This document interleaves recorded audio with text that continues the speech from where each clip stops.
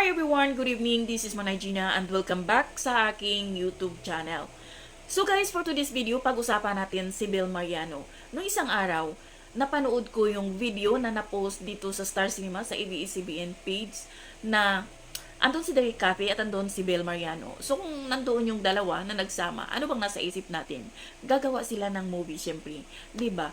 Pero para makasigurado, nag-scroll ako at yun nga, meron silang gagawing movie soon ni Derek Cafe at ni Bel Mariano. Pero ang tanong, solo ba si Bel o meron ba siyang collab team?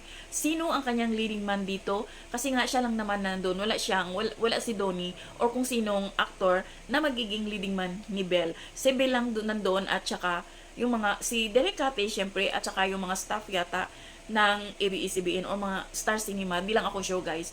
So, syempre tayo naman, ang daming mga comments doon na sinasabi nila na this is it, Bel. Congratulations, excited na kami. Daming nag-congratulate kay Bel doon sa comment section. At syempre, ang daming nagsabing excited nga sila na kapag nasa mabuting guidance si Bel, mag-guide siya ng husto, parang magiging superstar itong batang ito. Andun sa mga comment section, ang dami talaga. Siyempre, alam naman natin na marami din talagang nagsusupport sa Don Bell. So, dito, kung anong movie man ang gagawin ni Derek Cafe, so, mag-abangan natin kung sinong leading man ni Bel Mariano. Si Donnie Pangilinan ba? O mayroong ibang ipapartner si Derek Cafe kay Bel Mariano. So, yun lang guys. Thank you for watching. Until then, bye. God bless everyone. Bye.